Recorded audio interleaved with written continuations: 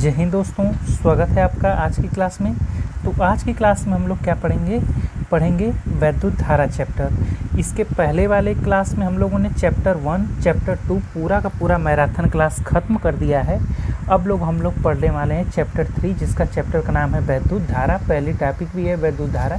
तो चैप्टर 1 और चैप्टर 2 पूरी तरीके से हम लोग ख़त्म करने के बाद अब चैप्टर 3 पूरा का पूरा मैराथन, पूरा का पूरा पेज पे हमने लिख लिया है चैप्टर 3 को। और इस आज की एक ही क्लास में पूरा का पूरा चैप्टर निपटा देंगे। देखिए, वैसे तो आप लोग को क्या होगा कि अगर मैं इसको वाइट बोर्ड पर या पेज पर लिख कर अगर कवर कराऊंगा तब तो ये वीडियो 4 या 5 घंटे की जाएगी। आप यूट्यूब पे सर्च मारिएगा चैप्टर 3 1 शॉर्ट क्लास 12, तब आप लोग को पता चलेगा कि जो वीडियो आ रही हो 4 या 5 घंटे की है। लेकिन मैंने ऑलरेडी कई घंटे की मेहनत करके पहले से ही सब कुछ नोट्स पे लिख लिया है। इससे बाबू होगा क्या, आपकी समय बच जाएगी। इस पेज पर मुझे केवल आपको समझाते जाना है। तो मुश्किल से 1 या 1.5 घंटे की वीडियो जाएगी। इसके साथ साथ आप लोग को पता भी चल जाएगा कि नोट्स कैसे लिखना है, कैसे परीक्षा में लिखना है और कितनी परिभाषा और कैसे कैसे लिखना है। ठीक है, तो जो वीडियो 4 या 5 घंटे की जानी थी 3 या 4 घंटे में जैसे जो पढ़ाए जिस स्पीड से, तो कहीं ना कहीं ये आपका वीडियो 1 या 1.5 घंटे में पूरा कवर हो जाएगा। उससे कम समय भी ले सकता है। तो आप लोग को क्या करना है, बिल्कुल स्थिर से बैठ जाइए, वीडियो को समझिएगा और नोट्स भी बनाइएगा, स्क्रीनशॉट भी लेते चलिएगा। और नोट्स आप लोग देख ही रहे हैं हमने कैसे अपने खुद की हैंड राइटिंग से इसको लिखा है नोट्स पे, पेज पे। ठीक है, चलिए वीडियो को स्टार्ट करें। चलिए, तो पूरा का पूरा एक ही क्लास में, आज ही की एक ही क्लास में पूरा चैप्टर कवर हो जाएगा। पहली टॉपिक है वैद्युत धारा। क्या होती है? वैद्युत आवेश की गति की अवस्था को ही हम वैद्युत धारा कहते हैं। दूसरे शब्दों में, जब किसी चालक में वैद्युत आवेश एक स्थान से दूसरे स्थान को प्रवाहित होता है तो इस प्रवाह को वैद्युत धारा कहते हैं। इसे आई से प्रदर्शित करते हैं। किसको? वैद्युत धारा को, जो चैप्टर का नाम है। वैद्युत धारा की माप आवेश प्रवाह की दर से की जाती है। किसी परिपथ में 1 सेकंड में जितना आवेश प्रवाहित होता है उसे ही उस परिपथ की वैद्युत धारा कहते हैं। अतः यदि किसी परिपथ के t सेकंड में q आवेश प्रवाहित हो तो परिपथ में q आवेश प्रवाहित हो तो परिपथ में वैद्युत धारा I = Q/T। I = Q/T। वैद्युत धारा का मात्रक क्या है? वैद्युत धारा का मात्रक एम्पियर है। एम्पियर की परिभाषा 2 समांतर धारावाही तारकों के बीच लगने वाले बल के आधार पर दी जाती है, जो आगे आपको पढ़ेंगे चैप्टर 4 में कि ये चीज़ क्या है। उपरोक्त समीकरण में यदि Q = 1 कूलाम, T = 1 सेकेंड, तब वैद्युत धारा 1 एम्पियर होगी। 1 एम्पियर = 1 कूलाम/सेकेंड। ठीक है, इतना वैद्युत धारा समझ गए।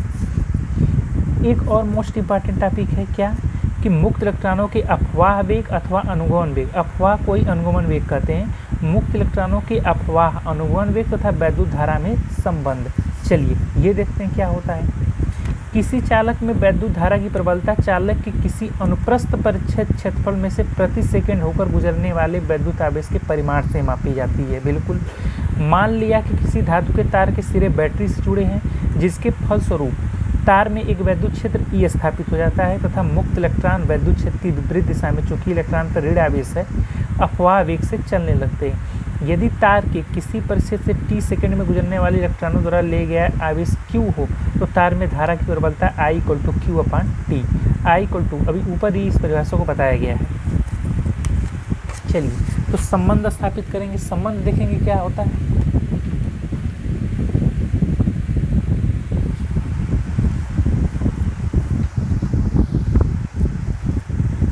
चलिए, मान लिया कि तार के अनुप्रस्थ परिच्छेद का क्षेत्रफल a है तथा उसके प्रति एकांक आयतन में मुक्त इलेक्ट्रॉनों की संख्या n है। मान लिया कि इलेक्ट्रॉनों का अपवाह अथवा अनुगमन वेग Vd है, तब 1 सेकंड में तार के अनुप्रस्थ परिच्छेद क्षेत्र में से गुजरने वाले इलेक्ट्रॉनों की संख्या n a/Vd होगी। गुणा हो जाएगा सबका, अतः t सेकंड में t का भी गुणा हो जाएगा, n a/Vdt। यदि उसकी मात्रा E है तब E का भी इसमें गुणा हो जाएगा। अब Q = ये तो n है, ये E है, Q = NE, तो NA/Vdt × E। अब चूंकि हमने पढ़ा है I = Q/T, तो T का भाग दे देंगे तो T यहाँ से कैंसिल हो जाएगा। I = NEA/Vd। यही अपवाह वेग तथा अनुगमन वेग में संबंध, अपवाह वेग अथवा अनुगमन वेग का वैद्युत धारा संबंध पूछता है, इंपॉर्टेंट है। और हमने सारा का सारा चीज़ कवर ही किया है जो इम्पोर्टेंट है, और जो कम इम्पॉर्टेंट है, जो जबकि पूछा जाता है, सारी की सारी चीज़ें इसमें में हमने कवर कर लिया है। क्योंकि ये मैराथन क्लास है, टोटल का टोटल पढ़ाना पड़ेगा, इसलिए सारी टाइपों को कवर हमने किया है। धारा घनत्व, धारा घनत्व पढ़ते हैं क्या होता है।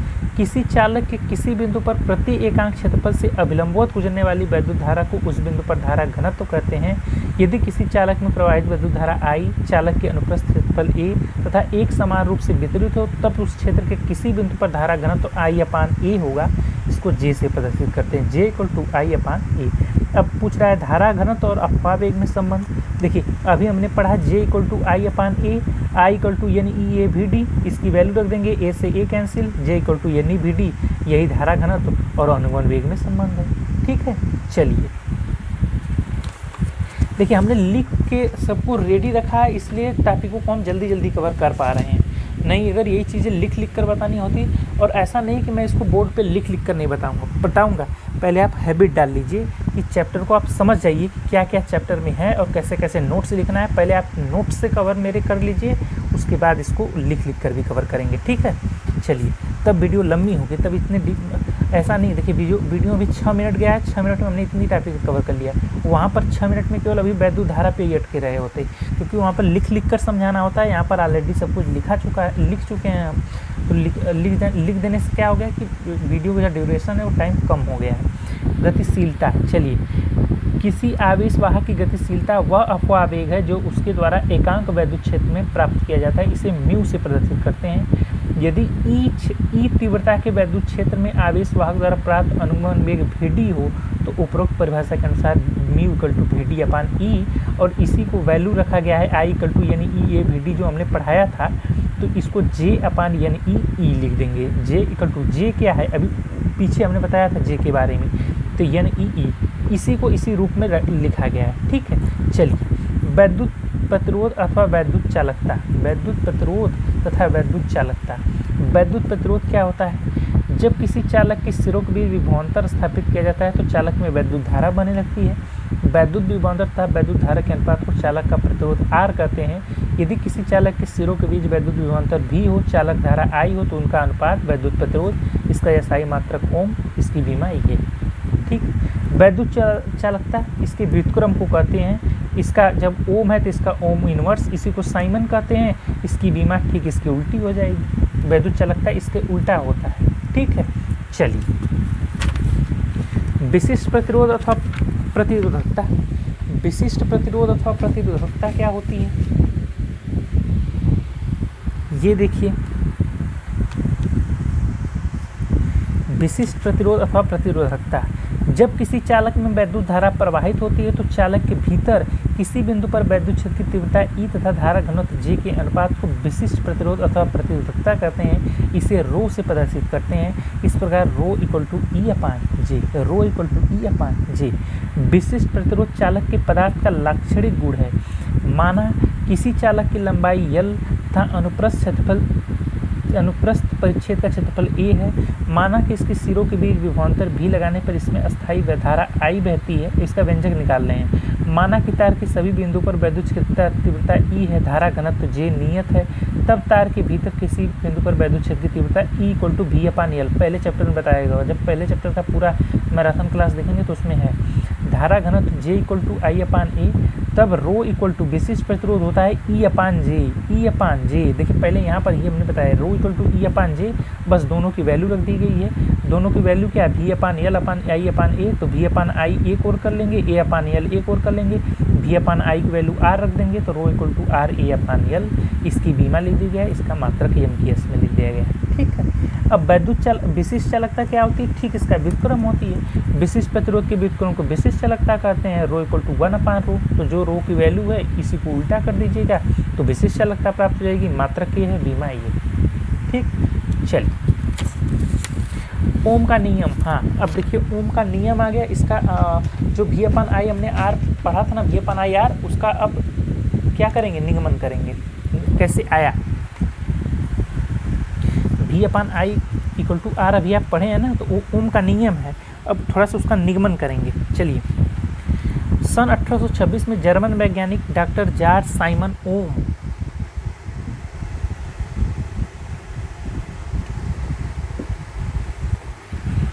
सन 1826 में जर्मन वैज्ञानिक डॉक्टर जॉर्ज साइमन ओम ने किसी चालक के सिरों पर लगाए गए वैद्युत विभवांतर तथा उसमें होने वाली वैद्युत धारा का संबंध एक नियम के द्वारा व्यक्त किया, जिसे ओम का नियम कहते हैं। इस नियम के अनुसार यदि किसी चालक की भौतिक अवस्था जैसे ताप आदि में कोई परिवर्तन न हो तो उसके सिरों पर लगाए गए वैद्युत विभवांतर तथा उसमें बहने वाली वैद्युत धारा का अनुपात नियत होता है। अतः यदि चालक के सिरों पर लगा वैद्युत विभवांतर V तथा उसमें बहने वाली वैद्युत धारा I हो तो इस नियम के अनुसार V/I इक्वल टू नियतांक होता है। परिभाषा के अनुसार V/I चालक का वैद्युत प्रतिरोध R है, अतः V/I equal to R equal to नियतांक, इसी को ओम का नियम कहते हैं। अच्छा, इस प्रकार ओम के नियमानुसार जब किसी चालक का ताप व अन्य भौतिक अवस्थाएं नहीं बदलती तब चालक का प्रतिरोध नियत रहता है, चाहे चालक के सिरों के बीच कितना ही वैद्युत विभवांतर क्यों न लगाया जाए। यदि लगाए गए वैद्युत विभवांतर V तथा चालक में प्रवाहित विद्युत धारा I के बीच ग्राफ खींचे तो एक सरल रेखा प्राप्त होगी। ओम का नियम केवल धातु चालकों के लिए सत्य है। यहाँ पर देखिए ये इस प्रकार की एक रेखा प्राप्त होगी। ठीक, चलिए अब ओम के नियम की व्युत्पत्ति पढ़ेंगे, कैसे आया। ठीक है, चलिए। अपवाह अथवा अनुगमन वेग के आधार पर ओम के नियम की व्युत्पत्ति, देखिए व्युत्पत्ति पूरा का पूरा यहाँ है। यहाँ पर व्यंजक आपका प्राप्त हो चुका है, V/I इक्वल टू R नियतांक प्राप्त हुआ है। चलिए इसकी व्युत्पत्ति देखते हैं, थोड़ा सा घुमावदार है लेकिन समझेंगे। माना कि धातु के एक तार की लंबाई L तथा प्रतिच्छेद क्षेत्रफल A है। जब इसके सिरों के बीच एक वैद्युत विभवांतर V स्थापित किया जाता है तो इसमें वैद्युत धारा I प्रवाहित होने लगती है।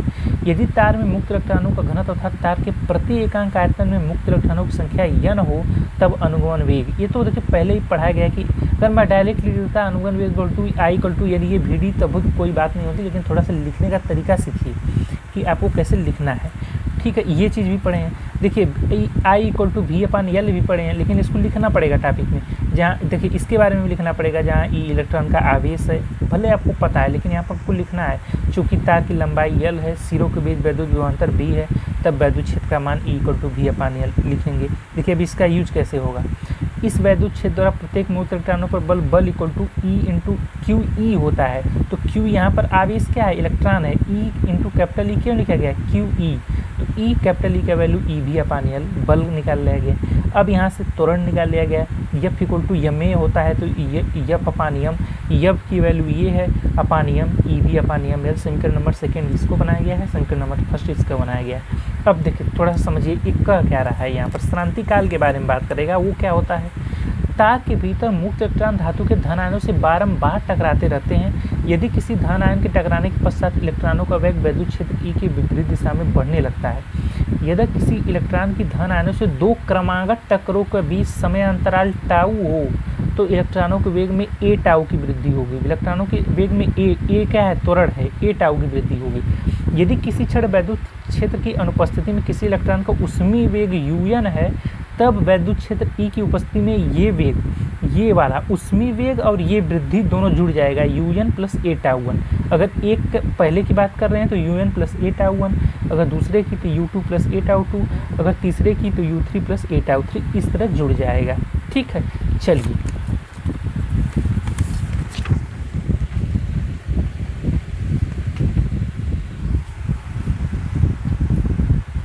अगर यही पूछा जाए कि n इलेक्ट्रॉनों का औसत वेग मुक्त इलेक्ट्रॉनों का अपवाह वेग अगर Vd है तब इस प्रकार Vd equal to UN plus A tau 1 U2 plus A tau 2 UN plus A tau 1 upon n, ये अनुगमन वेग Vd हो जाएगा। अब U1 U2 वालों को एक और कर लीजिए और A टाउ 1 A टाउ 2 को जीरो एक और कर दीजिए। चूँकि इसकी वैल्यू जीरो होगी, अभी बताएगा क्यों। इसकी U1 U2 U3 UN अपान n इसकी वैल्यू जीरो होगी क्योंकि देखिए अभी बताएगा। A कॉमन कर लीजिए, tau 1 tau 2 into tau n upon n, तो इसकी वैल्यू देखिए क्या हो जाएगी, A टाउ, इसकी वैल्यू तो टाउ हो जाएगी। इसकी कितनी वैल्यू हो जाएगी, टाउ हो जाएगी, A इंटू टाउ। अब 0 plus A tau equal to A tau. चूँकि टाउ 1 टाउ 2 टाउ 3 पूरा जोड़ेंगे तो इसकी वैल्यू तो टाउ ही है, तो A tau plus 0 A tau. देखिए जहाँ tau equal to tau 1 plus tau 2 tau 3 tau n upon n, इनके बीच के दो क्रमागत टक्करों का औसत समय का श्रांतिकाल है। अधिकतर धातुओं के लिए श्रांतिकाल इतना होता है। और समीकरण नंबर सेकेंड से ए का मान समीकरण नंबर थर्ड में रखने पर, समीकरण नंबर हमने सेकेंड बताया था ना, वहाँ से ए की वैल्यू हमने निकाला था ना, वही थर्ड में रखने पर तो V D equal to E V upon M L into tau और E V upon M into tau. चलिए, यदि यह तार में मुख्य इलेक्ट्रॉनों के अनुमेय वी डी शांतिकाल टाउ तथा तार के सिरों के बीच वैद्युत विभवांतर ई के बीच संबंध है। वी डी का मान समीकरण नंबर एक में रखना है। समीकरण नंबर एक क्या था, या आई इक्वल टू यानी ई ए वी डी था, तो वी डी की वैल्यू हमने कितना निकाला है, ई कैपिटल ई अपान यम इंटू टाउ, यही ना निकाला है हमने। अब यही वैल्यू इसमें रख दिया गया है, यहाँ पर यल हमने छोड़ दिया है, यल भी है यहाँ। I equal to N E A भी की value E V upon M L into tau N E square tau upon M A V upon L. अब मैं आप लोग को बता दूं, यहाँ से भी इधर लाएंगे तो भी अपान आई, ये पूरा का पूरा एक नियतांक है, सब एक नियत है, तो इसी को आर कहा गया है। R equal to M L upon N A square tau A, इसी को भी अपान आई, यहाँ से देखिए आई है, भी इधर लाएंगे तो भी अपान आई इक्वल टू आर, यही ओम का नियम है। थोड़ा सा घुमावदार है लेकिन समझेंगे, दोबारा थोड़ा सा वीडियो बैक करके देखेंगे, आ जाएगा समझ में, ठीक। इसका अरैखिक भी आई अभिलक्षण, इसके बारे में भी पढ़ लेते हैं, पूछा जाता है। चाहता तो मैं इसको इग्नोर कर देता, लेकिन नहीं, आपको पूछा जाता है तो टॉपिक पूरा का पूरा कवर होना चाहिए। तो ओम के नियम के अपवाद अरैखिक भी आई अभिलक्षण, दो ग्राफ है, दोनों के बारे में पढ़ते हैं क्या है। उसके बाद हम पढ़ेंगे प्रतिरोध की ताप पर निर्भरता, ठीक है। इसके बाद नेक्स्ट टॉपिक है, ठीक है, लगभग आधा समापन की ओर है अभी, तो आधा समापन की ओर है, वीडियो में बने रहिएगा। पूरा का पूरा जब तक चैप्टर कवर नहीं करेंगे तब तक उठेंगे नहीं हम लोग, ठीक है। पूरा का पूरा चैप्टर कवर करके ही अब उठेंगे। हो सकता है कि 1 घंटे से कम में ही कवर हो जाए, ठीक है, तो 1 घंटे से कम में भी कवर हो सकता है। अब आपको क्या है, 45 मिनट में कवर हो, 50 मिनट में कवर हो, आप बने रहिए, ठीक है। ओम के नियम के अपवाद अरैखिक भी आई अभिलक्षण। तो बाबू आधा हम लोग खत्म कर चुके हैं चैप्टर 3, बस थोड़ा सा और बैठ जाइए, जितना टाइम बैठे हैं पूरा का पूरा चैप्टर खत्म हो जाएगा। ये टॉपिक हम लोग पढ़ रहे थे ओम के नियम के अनुपात अपवाद अरैखिक भी आई अभिलक्षण, अरैखिक भी आई अभिलक्षण। चलिए देखते हैं, देखिए आधा लगभग आधा हम लोग चैप्टर खत्म कर चुके हैं, थोड़ा सा और है, बैठ जाइए, पूरा कवर करके ही आज उठेंगे, ठीक है। चलिए, सामान्य वैद्युत परिपथों में ओम का नियम लागू रहता है, अर्थात एक निश्चित ताप पर परिपथ में किसी चालक के सिरों के बीच वैद्युत विभवांतर तथा चालक में बहने वाली वैद्युत धारा का अनुपात नियत रहता है। ऐसे वैद्युत को ओमीय परिपथ कहते हैं। लेकिन कुछ होते हैं जो नहीं पालन करते हैं, परंतु प्रत्येक वैद्युत परिपथ में ओम का नियम पालन नहीं होता। यदि हम किसी परिपथ में प्रतिरोध तार के स्थान पर एक टार्च का बल्ब लगाकर उसमें विभिन्न विभवांतरों पर वैद्युत धारा प्रभावित करें तो विभवांतर भी तथा आई के बीच खींचा गया प्राप्त जो ग्राफ है वो पूर्ण रूप से सरल रेखा नहीं आता है। यहाँ पर आप ग्राफ देख लीजिए, ग्राफ का केवल प्रारंभिक भाग ही एक सरल रेखा है, बाद में वो वक्राकार हो जाता है। इससे पता चलता है कि प्रारंभ में धारा का मान कम है, अनुपात भी अपान आई अर्थात बल्ब के तनु का प्रतिरोध आर नियत रहता है, परंतु बाद में धारा का मान बढ़ता है। यह विभवांतर भी के बढ़ने पर बढ़ने लगता है। इसका कारण यह है कि तंतु में अधिक वैद्युत धारा प्रवाहित होने पर इसका ताप बहुत अधिक बढ़ जाता है, इससे इसका वैद्युत प्रतिरोध भी बढ़ जाता है। स्पष्ट है कि धातु के बने तारों में वैद्युत धारा के मान को कम करने के लिए ही ओम का नियम पालन होता है, उच्च वैद्युत धारा के लिए नहीं। दूसरे ग्राफ के बारे में पढ़ लेते हैं क्या है। इसके अतिरिक्त द्रव्य विघटकों, निर्वात नलिकाओं, क्रिस्टल दिष्टकारी, थर्मिस्टर जो कि चालक है, ट्रांजिस्टर तथा तापायनिक वाल्वों जैसे डायोड वाल्व में कम वैद्युत धारा के लिए ओम का नियम पालन नहीं होता है। इनके लिए भी तथा आई का अनुपात आर नियत नहीं होता, बल्कि ये लगाए गए वैद्युत विभवांतर पर निर्भर करता है। इसलिए इस प्रकार के परिपथों को अनओमीय कहते हैं। चित्र बी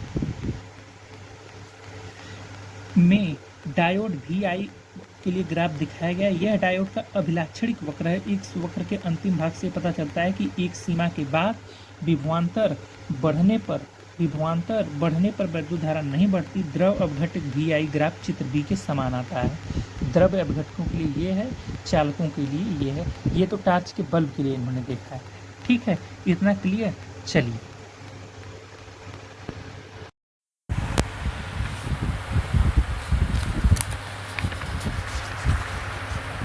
प्रतिरोध की ताप पर निर्भरता, प्रतिरोध की ताप पर निर्भरता।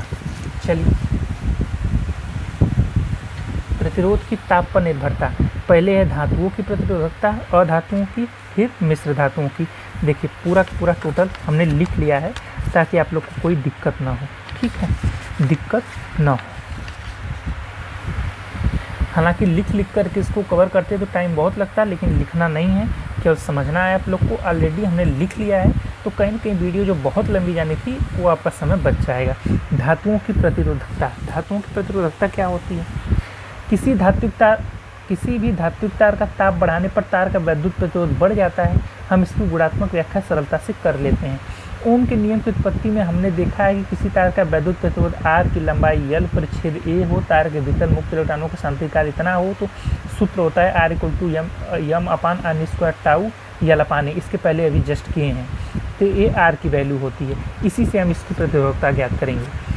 जहाँ n तार के प्रति एकांक आयतन में मुक्त इलेक्ट्रॉनों की संख्या है, m इलेक्ट्रॉन का द्रव्यमान है, e इलेक्ट्रॉन का आवेश है, एक दिए गए तार के लिए L/A/n नियत है, अतः r इसके श्रांति काल के व्युत्क्रमानुपाती केवल इस पे निर्भर करेगा, बाकी नियतांक होंगे टाउ में।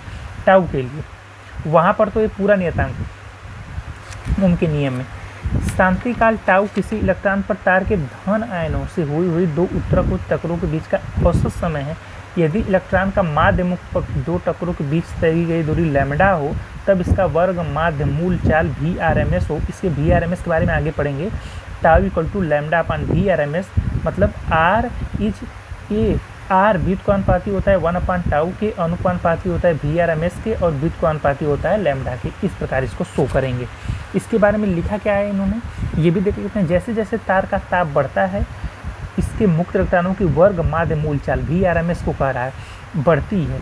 ये अनुपानुपाती होती है √T की। इसकी भी परिभाषा आगे पढ़ेंगे।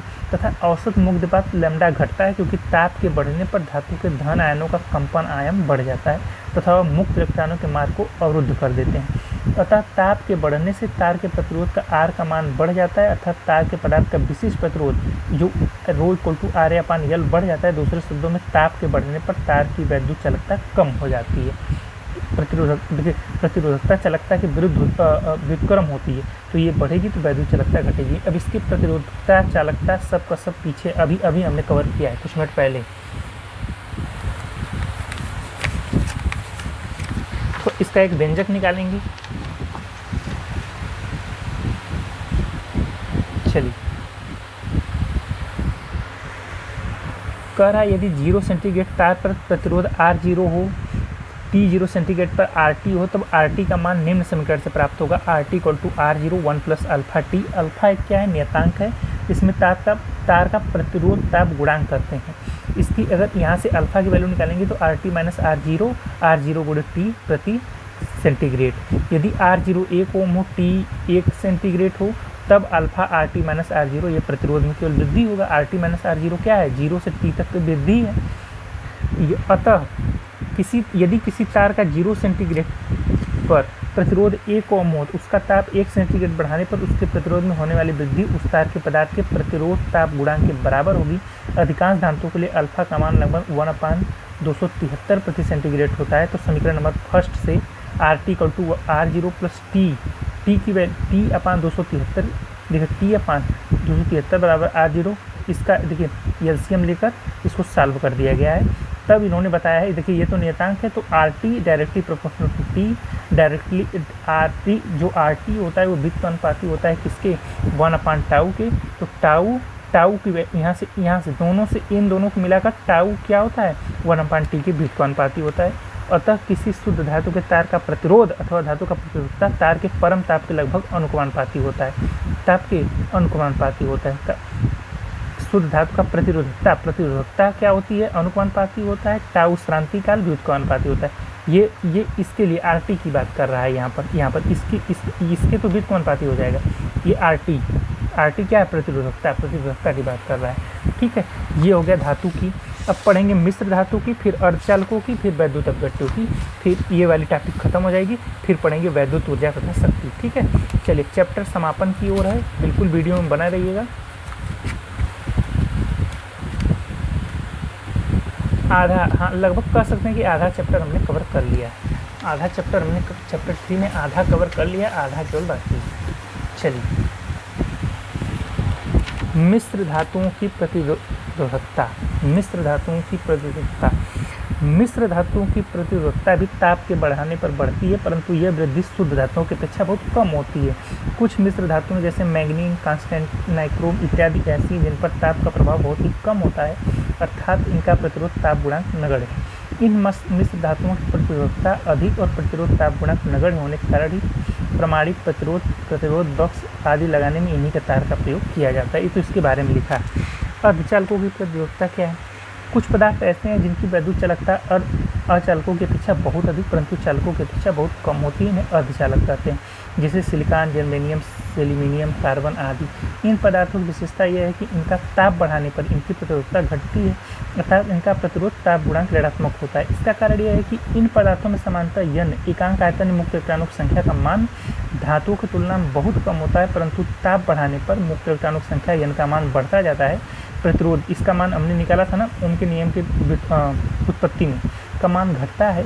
इन पदार्थों में ताप बढ़ने के शांतिकाल का मान घटता है, परंतु यन के मान में वृद्धि टाउ की तुलना में अधिक होती है, अतः ताप बढ़ने पर नेट प्रभाव यह होता है कि इनका प्रतिरोध घट जाता है, अर्थात चालकता बढ़े। प्रतिरोध घटेगा तो चालकता बढ़ेगी। इस प्रकार अर्धचालकों की चालकता ताप का प्रभाव चालकों की विपरीत होती है। अर्धचालकों में विद्युत अपघट्टों की बात कर रहा है। ताप बढ़ने पर विद्युत अपघट्टों की प्रतिरोधकता भी कम हो जाती है। इसका कारण यह है कि ताप बढ़ने पर विद्युत अपघट्ट की श्यानता कम हो जाती है, जिससे कि उनके भीतर आयनों के चलने फिरने में पहले से अधिक स्वतंत्रता मिल जाती है। अतः विद्युत अपघट्टों की जो प्रतिरोधकता, जिसको प्रतिरोध करते हैं, वो क्या होता है? घट जाता है। तो ये हो गया विद्युत अपघट्ट के लिए, अर्धचालक के लिए और मिश्र धातुओं के लिए, और इसके पहले अल्फा टी वाला जो हमने निकाला था धातुओं के लिए। ठीक है, ये चीज़ कवर हो गया। वैद्युत ऊर्जा तथा शक्ति, देखिए ये भी बहुत इंपॉर्टेंट टॉपिक है, वैद्युत ऊर्जा तथा शक्ति। इसको देख लेते हैं।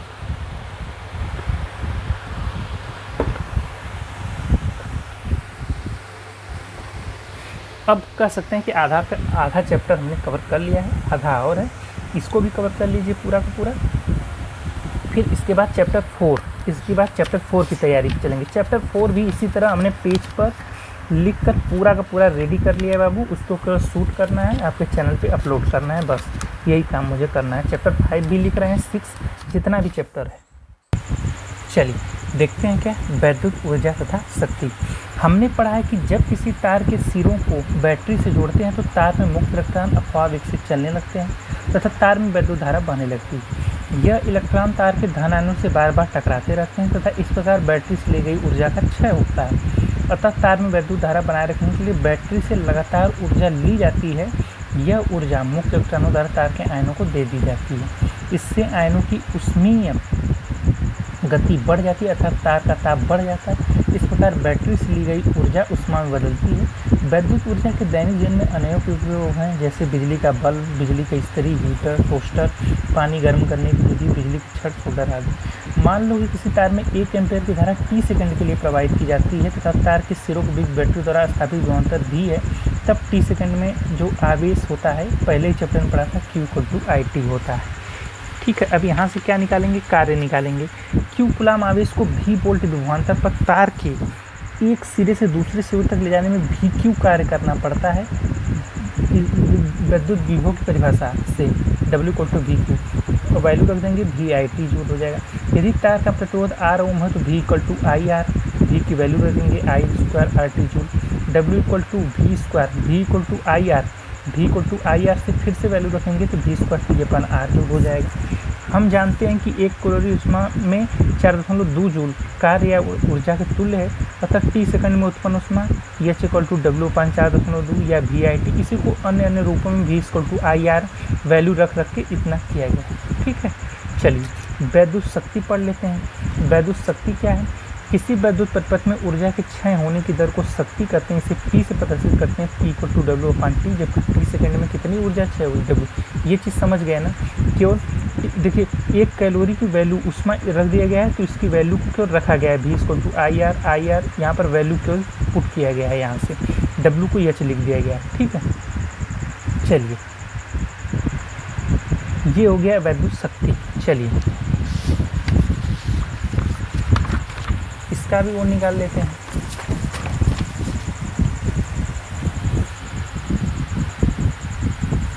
शक्ति का मात्रक वाट है। यदि 1 जूल प्रति सेकंड की दर से ऊर्जा क्षय हो तो शक्ति 1 वाट कहलाती है, अर्थात 1 वाट इक्वल टू 1 जूल प्रति सेकंड। P equal to VIT/T VI watt. Watt equal to volt गुणे एम्पियर, परंतु V इक्वल टू I या तो P equal to I square या V²/R दोनों रख सकते हैं यहाँ से वैल्यू रख के, ठीक है। चलिए, किलोवाट घंटा, ये भी बहुत यूज होता है, किलोवाट घंटा, इसके बारे में पढ़ लेते हैं, पूछा भी जाता है। व्यापारिक कार्यों तथा मकानों में व्यय होने वाली बिजली का मूल्य वैद्युत ऊर्जा के आधार पर निकाला जाता है, न कि वैद्युत शक्ति के आधार पर।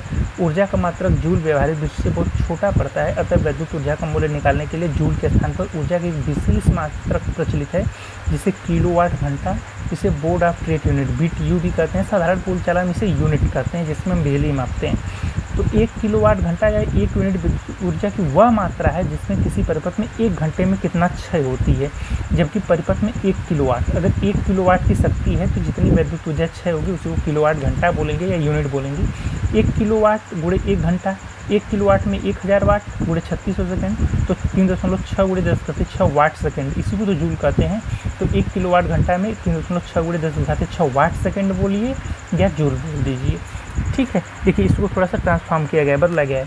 यदि किसी परिपथ में V वोल्ट पर I एम्पीयर की द्वारा T सेकंड में प्रवाहित हो, तब ऊर्जा वैद्युत शक्ति गुणे P गुणे T, तो VI गुणे T, VI/ किलोवाट गुणे T/ 1000 वाट होता है। तो 1000 को नीचे गुणा कर देंगे तो इसको किलोवाट लिख देंगे। जैसे वाट लिखेंगे तो नीचे 1000 गुणा नहीं होगा, 1000 का गुणा भाग दे देंगे तो यहाँ किलोवाट हो जाएगा, ठीक है। VIT/ किलोवाट घंटे, तो यूनिटों की संख्या वोल्ट गुणे एम्पियर गुणे घंटे अपन 1000, या इसको देखिए वाट को, इसको वोल्ट गुणे एम्पियर, VI को वाट कर दिया गया है, वाट गुणे घंटे अपन 1000, ठीक है। फार्मूला का केवल ट्रांसफॉर्मेशन है इधर से उधर, और कुछ नहीं है।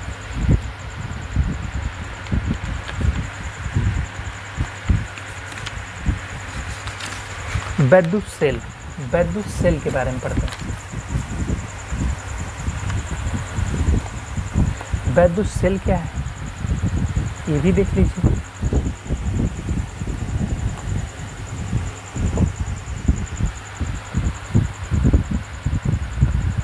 वैद्युत सेल एक ऐसी युक्ति है जो रासायनिक ऊर्जा को वैद्युत ऊर्जा में परिवर्तित करके किसी परिपथ में आवेश प्रवाह को निरंतर बनाए रखती है। इसमें विभिन्न धातुओं के 2 छड़ें होती हैं जिसे इलेक्ट्रोड और प्लेटें कहते हैं। एक द्रव में डूबी रहती है जिसे वैद्युत अवघट्टे कहते हैं। वैद्युत वाहक बल EMF ऑफ सेल, ये क्या होता है? एकांक आवेश को पूरे परिपथ में सेल सहित प्रभावित करने में सेल द्वारा दी गई ऊर्जा को सेल का वैद्युत वाहक बल कहते हैं। वैद्युत वाहक बल प्रत्येक सेल का एक लक्षणी गुण होता है जो सेल में प्रयुक्त प्लेटों तथा वैद्युत अपघट की प्रकृति पर निर्भर करता है। वैद्युत अपघट की मात्रा तथा प्लेटों के आकार अथवा उनके बीच की दूरी, इस पर कोई प्रभाव नहीं पड़ता। यदि किसी परिपथ में Q कूलाम आवेश प्रवाहित होने में सेल द्वारा दी गई ऊर्जा या कार्य W हो तो सेल का वैद्युत वाहक बल E = W/Q जूल प्रति कूलाम होता है। विद्युत वाहक बल का मात्रक जूल प्रति कूलाम है, जिसे क्या कहते हैं? वोल्ट कहते हैं। यदि किसी परिपथ में 1 कूलाम आवेश प्रवाहित करने पर सेल द्वारा दी गई ऊर्जा 1 जूल हो तो सेल का विद्युत वाहक कितना होता है? 1 वोल्ट होता है। सेल का आंतरिक प्रतिरोध, ये भी बहुत इंपॉर्टेंट टॉपिक है, इसको भी देख लेते हैं। जब हम किसी सेल की प्लेटों को तारों द्वारा जोड़ देते हैं तो तार में धारा सेल की धन प्लेट से ऋण प्लेट की ओर, सेल के भीतर घोल में ऋण प्लेट से धन प्लेट की ओर बहती है। जिस प्रकार तार का वैद्युत धारा मार्ग में प्रतिरोध लगाता है, उसी प्रकार सेल का घोल भी वैद्युत धारा के मार्ग में प्रतिरोध लगाता है। इस प्रकार सेलों के दोनों प्लेटों के बीच सेल के भीतर वैद्युत धारा प्रवाह में घोल द्वारा उत्पन्न अवरोध को सेल का आंतरिक प्रतिरोध कहते हैं। इस प्रतिरोध के कारण सेल द्वारा दी गई ऊर्जा का कुछ भाग स्वयं सेल के भीतर भी हो जाता है, अर्थात ऊष्मा में बदल जाता है। अब सेल का जो आंतरिक प्रतिरोध है उसकी वो किन किन बातों पर निर्भर करता है, ये भी ध्यान दीजिए। सेल का जो आंतरिक प्रतिरोध है वो किन बातों पर निर्भर करता है? ये सेलों के दोनों प्लेटों के बीच दूरी के अनुपाती होता है, घोल में डूबी प्लेटों के क्षेत्र के अनुपाती होता है, वैद्युत अपघट की सांद्रता बढ़ने पर बढ़ता है, वैद्युत अपघट एवं प्लेटों के बीच पदार्थ की प्रकृति पर निर्भर करता है। ये था आंतरिक प्रतिरोध, किस पर निर्भर करता है। अगली टॉपिक है वैद्युत सेलों का संयोग। एक है श्रेणी क्रम में, एक है समांतर क्रम में। एक है श्रेणी क्रम में, एक है समांतर क्रम में। इसके बाद जो आपकी टॉपिक आती है बाबू वह है किरचॉफ का नियम, बहुत ही इंपॉर्टेंट है। किरचॉफ का नियम पढ़ लेंगे, इसके 2 नियम हैं, ये दोनों नियम पढ़ेंगे। उसके बाद एक और इम्पॉर्टेंट टॉपिक आती है व्हीटस्टोन सेतु। व्हीटस्टोन सेतु यहाँ से शुरू है, व्हीटस्टोन सेतु। लास्ट टॉपिक चैप्टर 3 की लास्ट टॉपिक है व्हीटस्टोन सेतु। उसके पहले की टॉपिक है किरचॉफ का नियम, जिसमें 2 नियम है, उसको पढ़ लेते हैं। ठीक है, किरचॉफ का नियम पढ़ लेंगे। उसके पहले एक और टॉपिक है वैद्युत सेलों का संयोग, श्रेणी क्रम, समांतर क्रम। यही 3-4 टॉपिक बची हैं, पूरा चैप्टर खत्म। ठीक है, इतना जल्दी चैप्टर खत्म नहीं हो पाता है। अगर इसको हम लिख कर आपको बताने लग जाएंगे ना तो समय बहुत ज़्यादा जाएगा। ऑलरेडी हमने कई घंटे का समय इसमें लिख कर मतलब रेडी कर लिया है, तो आपको समय नहीं लगेगा, आपको नोट्स भी मिल जा रहा है, आपका सारी चीज़ तैयारी भी हो जा रही है। चलिए श्रेणी क्रम में क्या करेंगे, वैद्युत सेलों को श्रेणी, देखिए 3 वैद्युत सेलों को श्रेणी क्रम में जोड़ा गया है। उनका आंतरिक प्रतिरोध R है, एक R रेजिस्टेंस लगाया गया है, धारा प्रवाहित की गई है कुंजी। इस क्रम में एक सेल का ऋण ध्रुव दूसरे सेल के धन ध्रुव से, फिर दूसरे का ऋण ध्रुव तीसरे वाले के धन ध्रुव से, तीसरे का ऋण ध्रुव चौथे वाले के धन ध्रुव से, इस प्रकार सभी सेलों को जोड़ते चले जाते हैं। इसमें केवल 3 सेल दिखाया गया है। माना कि n सेलें श्रेणी क्रम में जुड़ी हैं, प्रत्येक सेल का विद्युत वाहक बल E है तथा आंतरिक प्रतिरोध R है, तब ये सेलें बाह्य प्रतिरोध R से विद्युत धारा भेजी जा रही हैं। ठीक है, तो सेल का विद्युत वाहक NE होता है, कुल आंतरिक प्रतिरोध NR, कुल प्रतिरोध कितना हो जाएगा NE, ये देखिए NR प्लस R, देखिए सेल का विद्युत वाहक बल NE, कुल आंतरिक प्रतिरोध NR और परिपथ का प्रतिरोध R, तो NR प्लस R। यदि विद्युत धारा I हो तो I इक्वल टू NE, विद्युत वाहक बल अपान प्रतिरोध NE अपान NR plus NE plus N। देखिए I इक्वल टू क्या होगा, V इक्वल टू IR से E विद्युत वाहक बल हो गया, तो NE अपान प्रतिरोध NR प्लस R, ये हो गया।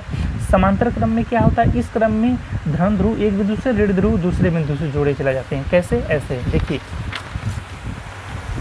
अगर समांतर क्रम की बात करें, छोटी छोटी टॉपिक हैं, दोनों छोटी टॉपिक हैं। देखिए इस प्रकार सेलों को समांतर क्रम में जोड़े जाते हैं। माना कि n सेलें समांतर क्रम में जुड़ी हैं जिसमें प्रत्येक का विद्युत वाहक बल E हो, आंतरिक प्रतिरोध R हो। n सेलों को बाह्य प्रतिरोध R से जुड़ी है, सेम चीज़। चूँकि समांतर क्रम में जुड़ी हैं तो पूरे बैटरी का जो विद्युत वाहक बल E तो सेम रहेगा। यदि सेलों का तुल्य आंतरिक प्रतिरोध R1 हो तो 1/R1 इक्वल टू क्या हो जाएगा, 1/R प्लस 1/R n पदों तक। क्योंकि n सेलें हैं तो n/R, मतलब R1 की वैल्यू R1, देखिए 1/R1 की वैल्यू n/R थी, तो R1 की वैल्यू R/n। अब सेल का परिपथ का कुल प्रतिरोध R/n प्लस R, धारा I है तो I इक्वल टू E/R, तो R की वैल्यू क्या है, R/n प्लस R। एलसीएम लेके n ऊपर चला जाएगा तो NE/R प्लस NR। ये समझे, परिपथ का कुल प्रतिरोध इतना ज्ञात कर लिए। विद्युत वाहक बल E चूँकि समांतर क्रम में है तो सब सेम रहेगा, तो I equal to E/R, R की वैल्यू यहाँ पर निकालें हैं कितना, R/n, तो R/n प्लस R, ये n एलसीएम लेके ऊपर चल जाएगा तो NE/R प्लस NR। ठीक है, ये समांतर क्रम में हो गया, वो श्रेणी क्रम में था। ठीक है, क्लियर। चलिए किरचॉफ के नियम, बहुत इंपॉर्टेंट टॉपिक है किरचॉफ के नियम। कल 2 टॉपिक के चैप्टर 3 में आपकी बची हुई हैं, आपने इतनी देरी तक बैठा, बहुत बहुत धन्यवाद। बस थोड़ा सा और आप इस चैप्टर को कवर करके ही उठिए। किरचॉफ का 2 नियम बचा है। ठीक है, किरचॉफ के नियम के बाद व्हीटस्टोन सेतु, चैप्टर पूरा टोटल खत्म। ठीक है, आप लोग देखिए पूरा NCERT से ही हम कवर करा रहे हैं, पूरा NCERT खरीद कर रखे हैं और पूरा का पूरा NCERT से ही कवर करा रहे हैं जो आपका पैटर्न है। किरचॉफ का नियम देखिए,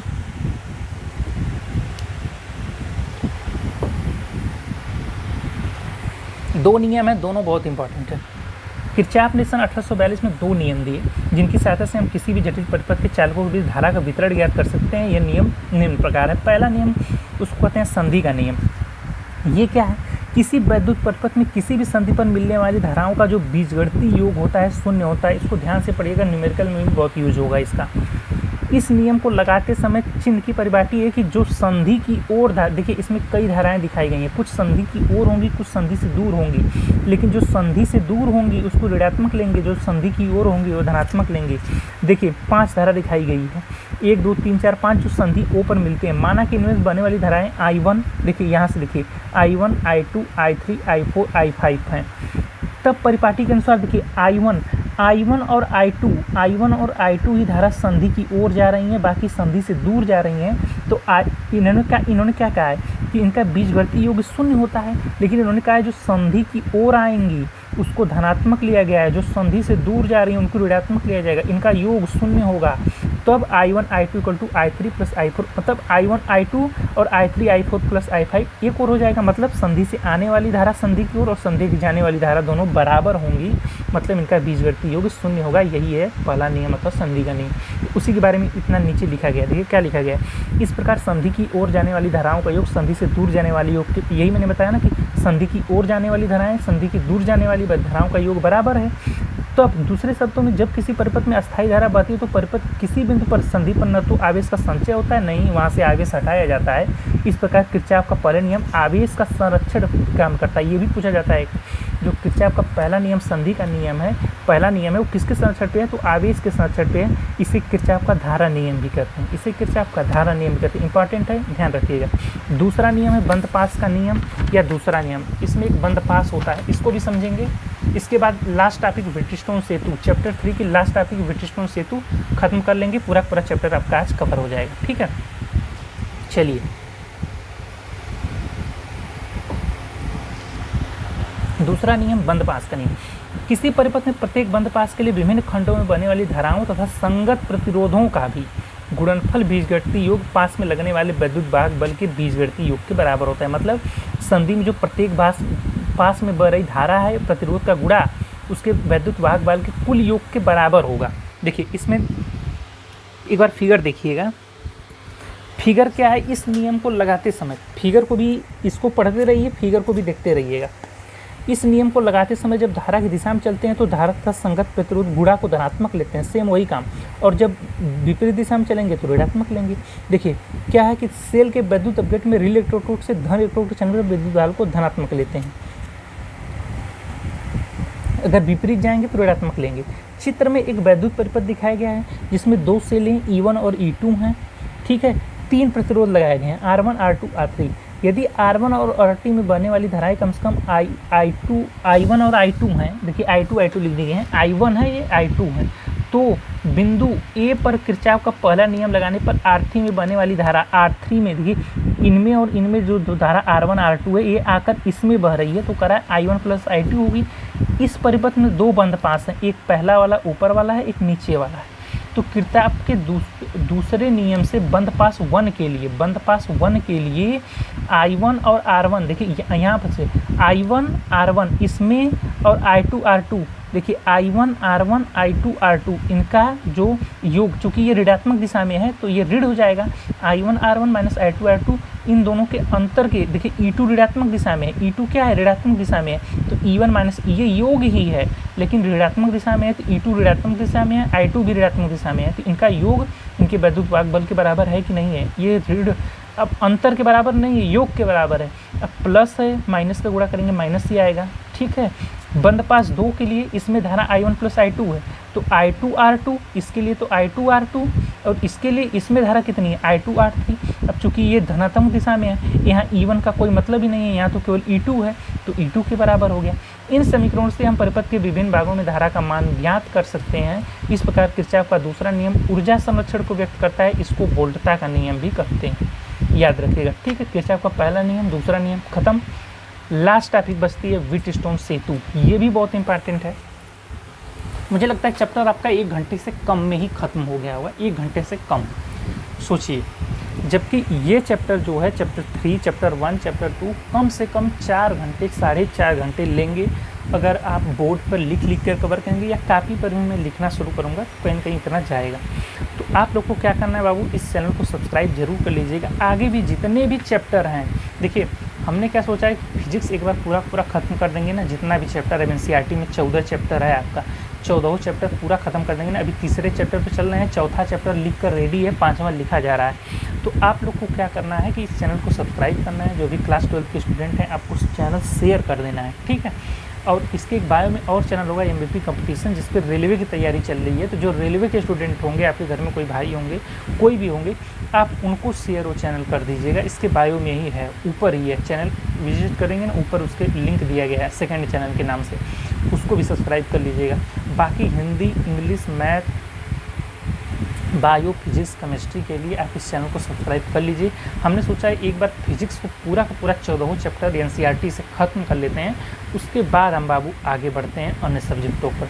ठीक है, चैप्टर 1, 2 अगर आपने नहीं देखा है तो वो भी, पहला चैप्टर शायद 45 मिनट की वीडियो है, दूसरा चैप्टर 1 घंटे तक चला गया है, थोड़ा सा लॉन्ग है, दूसरा चैप्टर समझाने वाला है, और तीसरा चैप्टर हमने आज कवर करा ही दिया। चैप्टर 4 भी पूरा लिख कर रेडी है, वीडियो शूट करना है, अपलोड करना है, बस इतना समझ लीजिए।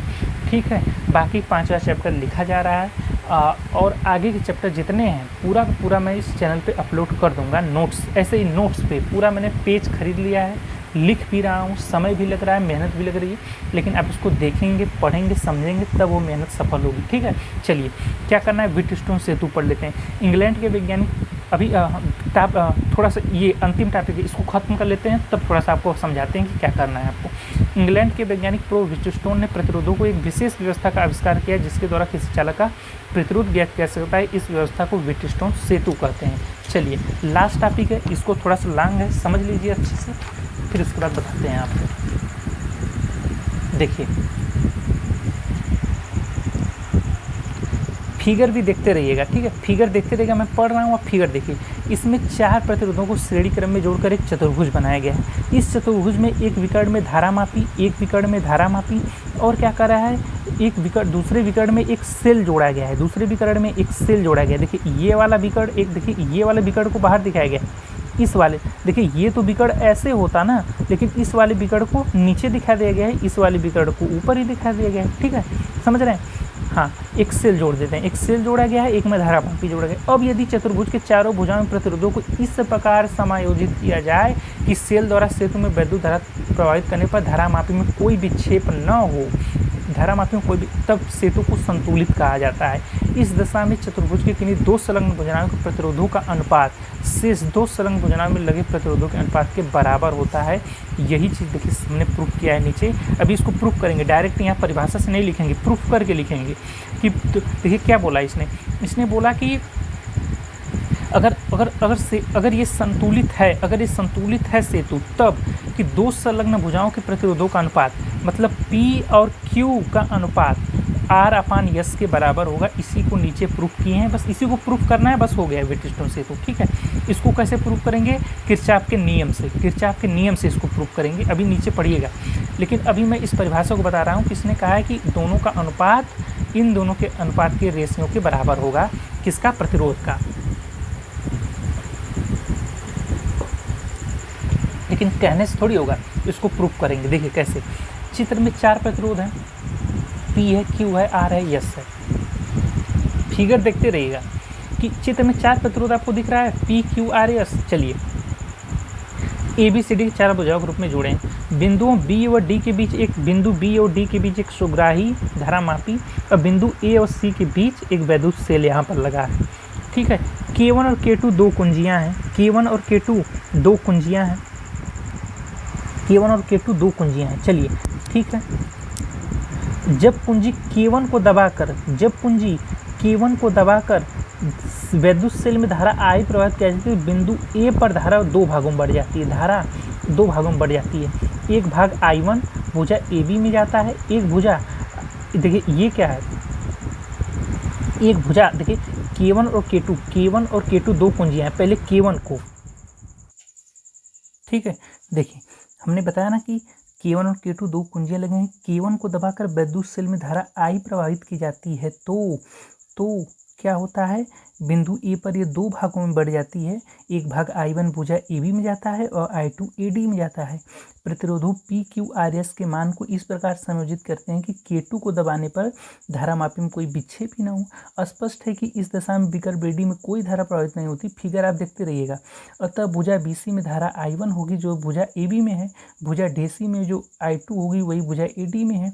अब K2 कुंजी K2 को दबाने पर BD में तो कोई धारा है नहीं, अतः बंद पास ABDA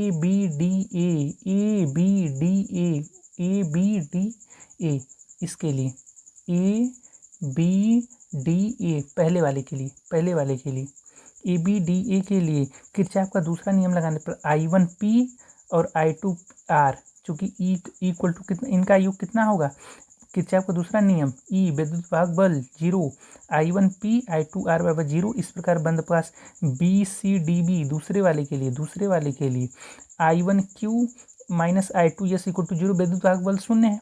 तो I1P upon I1Q equal to I2P upon I2S। तो I1 से I1 कैंसिल, I2 से I2 cancel, P upon Q equal to P upon Q equal to R upon S। ये समझ रहे हैं ना। किरचॉफ का दूसरा नियम लगाने पर I1P minus I2R equal to 0। इस प्रकार बंद पास दूसरे के लिए I1Q minus I2S equal to 0, I1P upon I1Q I2R upon I2S, I1 से I1 कैंसिल, I2 से I2 cancel, P upon Q equal to R upon S। यही है किरचॉफ का नियम। इस सूत्र से स्पष्ट है कि यदि प्रतिरोधों P और Q का अनुपात R का मान ज्ञात हो तो अज्ञात प्रतिरोध S की भी गणना की जाती है। यही कारण है कि भुजाओं P और Q को अनुपाती भुजाएं, भुजा AD को ज्ञात भुजा, CD को अज्ञात भुजा कहते हैं। सेतु के संतुलन पर धारा मापित तथा सेल की विस्तृतियों को आपस में बदल देने पर सेतु के संतुलन स्थान पर कोई प्रभाव नहीं पड़ता है। अतः सेतु की BD तथा AC भुजाओं को संयुग्मी भुजाएं कहते हैं। ठीक है, ये समझ में आ गया। तो पूरा का पूरा चैप्टर बाबू कवर हो गया। ठीक है, आपका पूरा का पूरा चैप्टर 3 कवर हो गया। 19 पेज का था पूरा पूरा। अब चैप्टर 4 पे हम काम करेंगे। चैप्टर 4 हमने लिख लिया इसी तरह पेज पर। अब उसको भी हम लोग क्या करेंगे, शूट करके अपलोड कर देंगे। तो बाकी आप चैनल MEP स्टूडियो को सब्सक्राइब कर दीजिएगा, वीडियो लाइक कर दीजिएगा। धन्यवाद।